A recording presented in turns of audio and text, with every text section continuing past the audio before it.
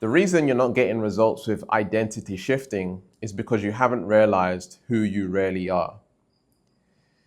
When it comes to identity shifting, what you're doing is you're shifting from one character, the character that you are now, into another character, the character that you want to become. And I'm using the word character here because it's like a movie. Because when you were born, you came here and you had no identity. You had no identity when you was born. You had no thought, you had no beliefs, you had no personality. You was just baby, empty mind, right? Then you learn to become a character in this video game we call life. And your parents told you how to be, your teachers told you how to be, life told you how to be. And then you became this personality. And then Dr. Joe Dispenza says your personality creates your personal reality. So right now, with the knowledge that you learn, you're like, okay, I want to practice the identity shifting. I want to become a greater version of myself. I want to shift into someone different. Right? And that someone different is just another character in the video game. Okay, so it's like reprogramming the conditioning into someone else. And here's the fundamental problem with that. Over here, this part of you is saying, I'm not enough in who I am right now. I need to become someone better so I can achieve my goals. Right? And so despite where you are in life right now, you might have a good job, you got a career going for yourself, you've created that financial success perhaps, but you're looking for more fulfillment, you're looking for more sustainability, you're realizing that this personal development thing probably doesn't work for me anymore, there's something off about it, and I actually want to grow beyond that. And here's the shift, here's the rub, here's what's happening. What's happening is, for most people, is that you're denying the current character. And that current character can subconsciously feel like they're not enough. I'm not enough in who I'm being right now. I need to become better at this thing. And then once I become better at this thing, I will achieve my goal. And so it's coming from a space of lack, that I need to do better.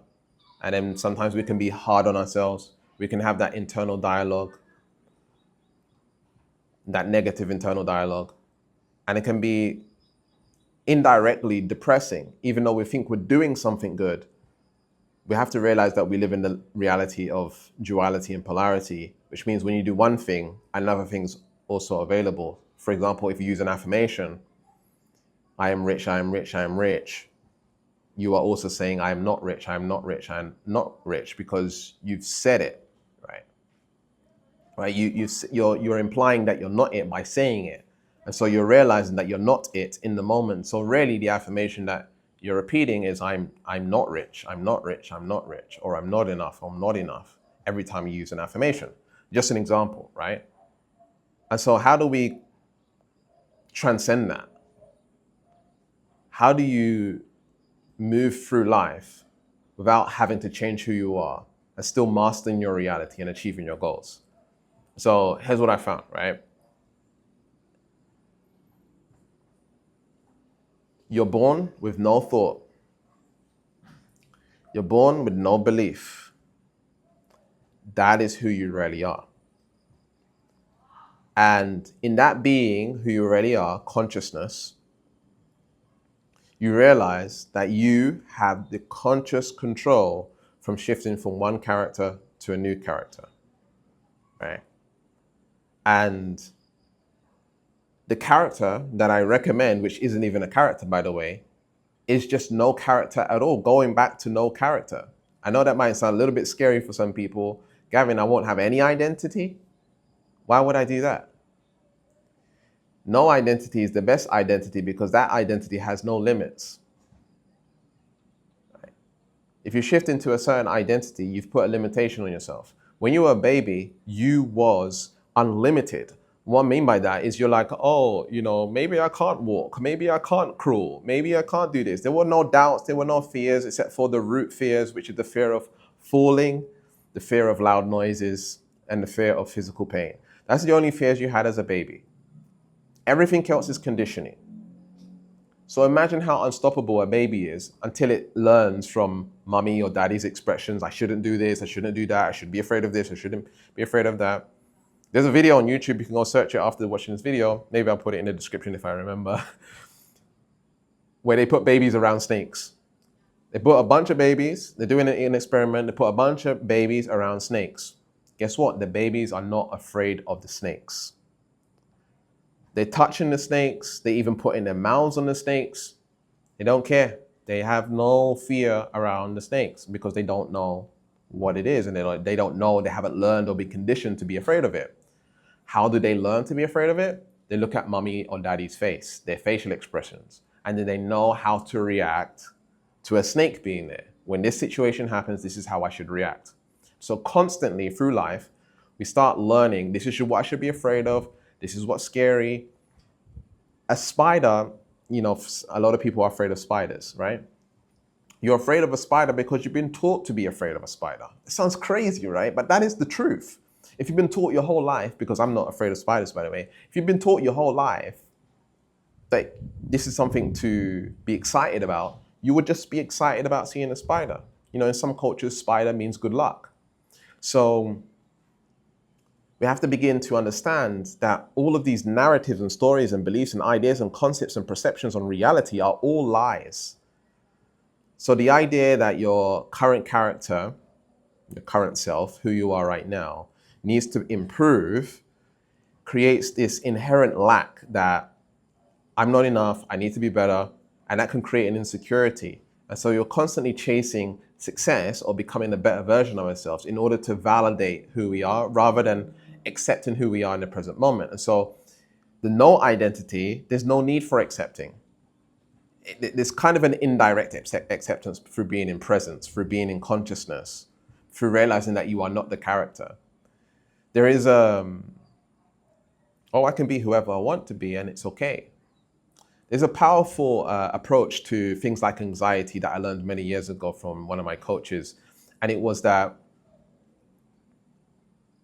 if you're anxious, I had crippling anxiety. I had really bad social anxiety. I didn't want to be around anyone. In fact, it got so bad that I didn't want to go outside. I was so anxious to even go outside. Right? And so what I practiced is, or what he got me to practice is, I need to go into social situations with the intention of being awkward. Go all out and being awkward. Be weird. Just go all out and doing it, where you have the control over being awkward. Right? Guess what? Instantly, I became more confident because I'm in charge of myself. You know, I'm in control. I have more control over the situation. But number two, I'm accepting that is how I am and it's okay. So that be more awkward. Okay. So in the same way, presence, right? When we're in presence, we are able to master our reality because we are accepting all realities by being more of whatever it is that we are. That this is the current character I am, and that's okay. I'm not going to try and change it. I'm not going to try and make it different. I'm just going to accept it for what it is and just allow it to be there, right?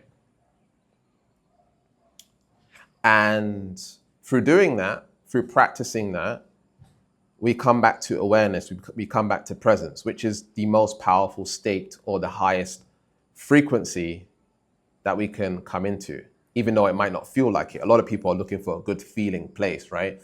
And that's the lie, and that's the narrative of the ego. The ego wants to feel good all the time, wants to feel positive, wants to feel strong, confident. Presence doesn't feel anything like that. It's just emptiness. When you're a baby, you just have emptiness. And that is true confidence. That is true certainty. That is true, I'll be able to take action on whatever I want to take action on. Where there's nothing stopping you because there's no limitation in presence. Does that make sense? And so that's where the power comes, when we're able to transcend thinking itself, beliefs itself, transcend all of it, and step out of the character altogether. That I don't need to shift identity. I don't need to shift into this new character in order to achieve my goals. I need to realize who I really am. So now we're mastering this reality, but also our spirituality, right? We're raising our level of consciousness and understanding of the world, and we're tapped in to the truth, which we are presence, and that we are everything. But also at the same time, we're able to navigate this reality by playing whatever character is necessary, right? YouTube Gavin, right? Or loving Gavin, or productive Gavin, whatever you want to call it, right? I'm able to navigate into each character and shift into whatever I need to do in order to accomplish the goals.